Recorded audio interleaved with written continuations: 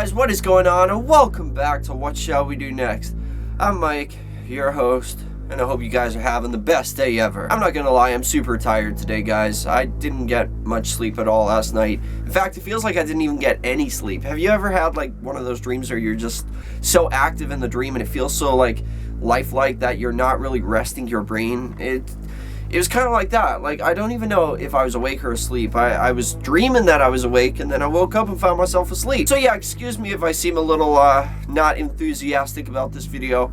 I was really close to not even posting, but then I was like, oh hell no, nobody got time for that. But anyway, guys, I'm gonna try and stay positive, stay upbeat.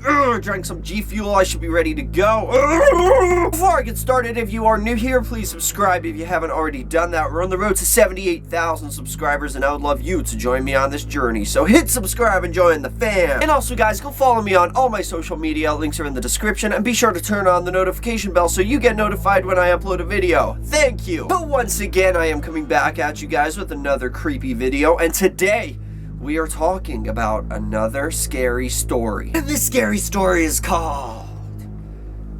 What is the scary story called?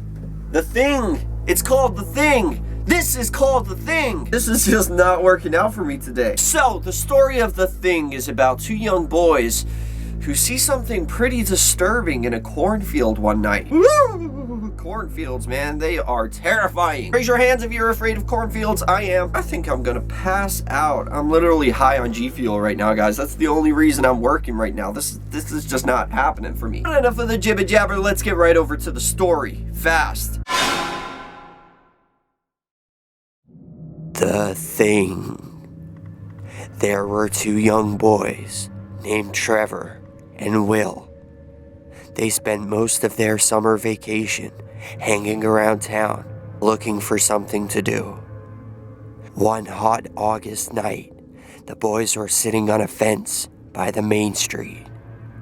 There was a cornfield just across the road, when, suddenly, Trevor spotted something in the field.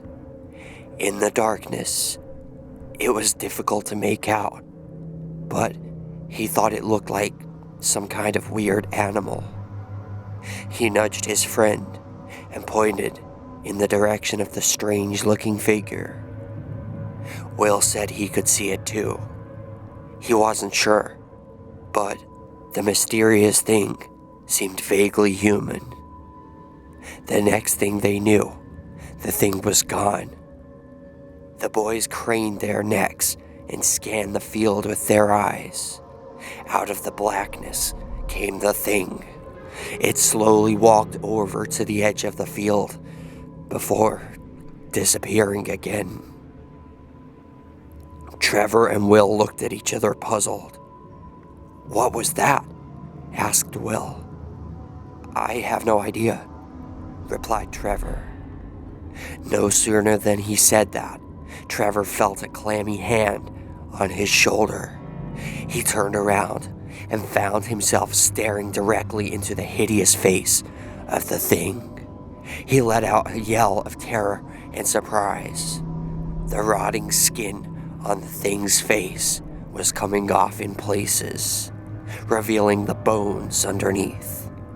For a moment, it just stared silently at Trevor with its dark, sunken eyes.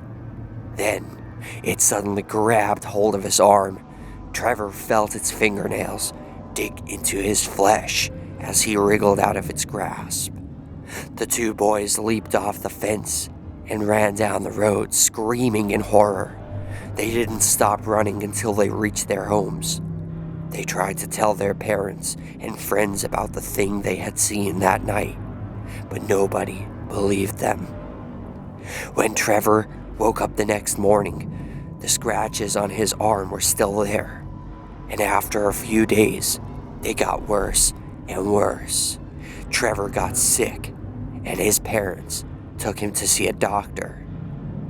After examining his arm, the doctor told the boy it was infected and gave him some pills to take. Unfortunately, Trevor's condition got worse and worse. The infection spread to his entire arm, and it wasn't long before his flesh was rotting and falling off. He was taken to hospital, But no matter what the doctors did, no treatment seemed to work. The infection spread throughout his whole body. Trevor was confined to bed and started to waste away. It seemed like he was beyond help, and as the days went by, he steadily grew worse and worse. His anguished parents could only sit at his bedside and cry as they watched their beloved son slowly rotting away before their eyes. On the day that Trevor finally passed away, Will came to the hospital to visit him. When the boy walked into the hospital room and saw Trevor lying in bed, he was horrified. His friend looked exactly like the Thing.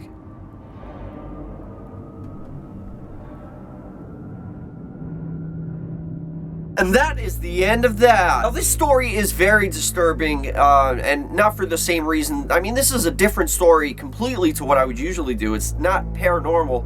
This is like some crazy zombie flesh-eating virus crap going on. But that is pretty disturbing, especially if this is like true. The fact that they seen this thing that seemed to be human, and it came over and like scratched him, and because it made skin contact and dug its fingernails into his arm, it's passed on this flesh-eating virus that's just like consuming him alive.